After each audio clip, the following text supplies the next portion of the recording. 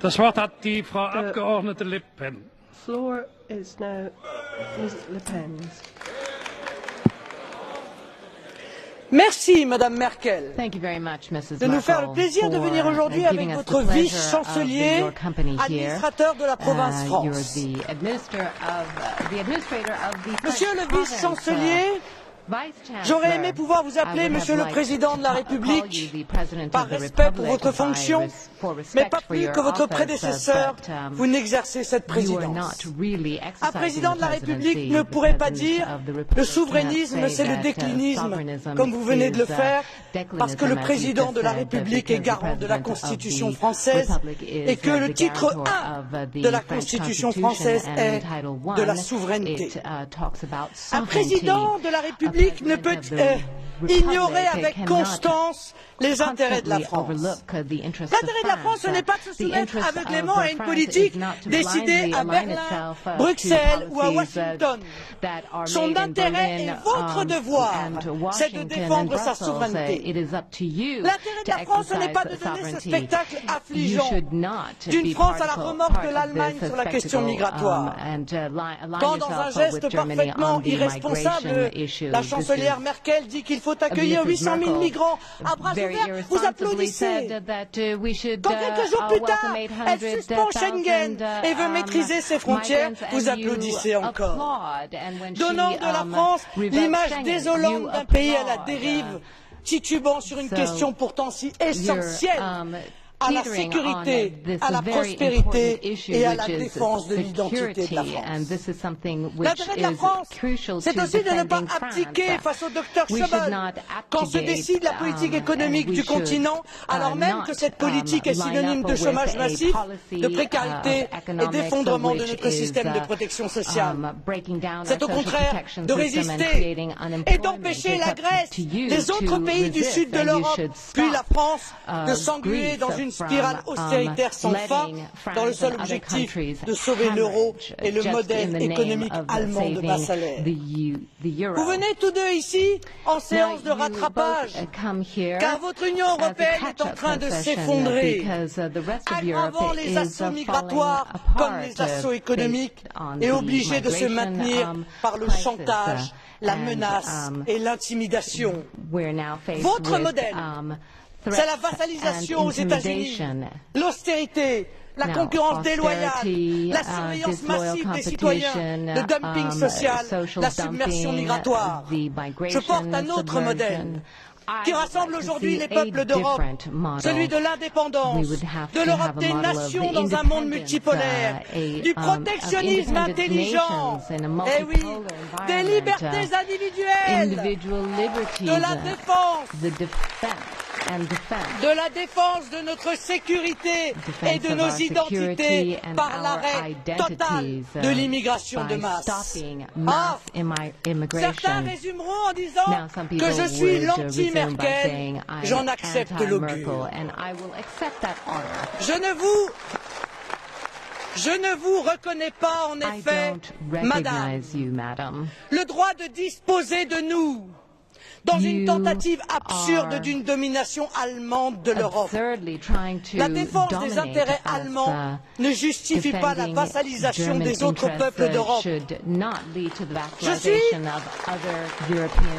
Je suis dans cet hémicycle la voix des Européens libres, de nos peuples souverains qui se détournent de l'Union européenne parce qu'ils ont soif de nation.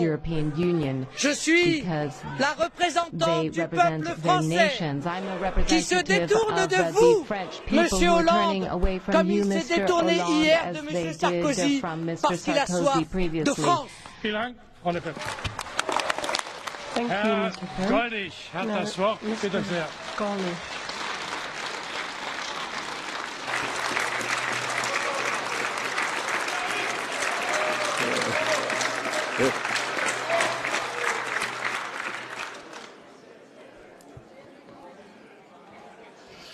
Monsieur le Président, Madame la Chancelière, bienvenue à Strasbourg, siège symbolique, mais je vous le signale très menacé de ce Parlement. Vous assumez l'écrasante responsabilité, théorique au moins, de la direction de deux grands États fondateurs de l'Union. Or, cette Europe occidentale, et particulièrement la France et l'Allemagne, sont hélas des pays en déclin. Déclin démographique, économique, social, culturel, politique, spirituel. Et Monsieur Hollande, ce n'est pas le fait des souverainistes. En voyant ce ministre, Sa Majesté le roi d'Espagne, je pensais par-devers moi que la première des grandes guerres civiles européennes à avoir opposé nos nations fut précisément en 1870 la candidature d'un prince, Hohenzollern, au trône d'Espagne. Il est bon, on l'a répété à satiété, que ces conflits se soient apaisés.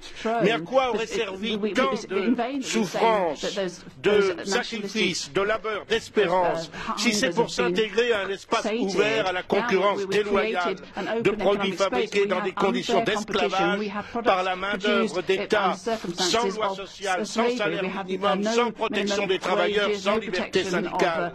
À quoi bon se vanter d'une indépendance chèrement acquise si c'est pour se soumettre à la volonté de la superpuissance d'aujourd'hui? Vous nous avez parlé de garantie, Monsieur Hollande. Avez-vous donc oublié que rien que cette année, les États d'Amérique ont volé 9 milliards d'euros à la banque française BNP Paribas sans un mot de protestation de votre part? J'entendais Monsieur le Président Schulz dire devant le roi d'Espagne que le défi de notre époque était l'immigration. Quand Jean-Marie Le Pen annonçait que ce serait le cas il y a plusieurs décennies, on l'accusait déjà d'agiter des craintes infondées. Vous vous dites satisfait d'avoir réparti 160 000 réfugiés politiques ou assumés comme tels. Cependant, cette Europe, qui n'a que les droits de l'homme à la bouche, a fermé la porte à deux réfugiés indiscutables qui ont eu le tort de nous informer sur les pratiques d'espionnage du gouvernement de Washington. Il s'agit de Julian Assange et d'Edward Snowden, toujours retenus en dehors de nos frontières. Jamais depuis l'abolition théorique des frontières, on a construit autant de murs, de clôtures et de barbelés. L'incohérence est partout, comme sur le plan international.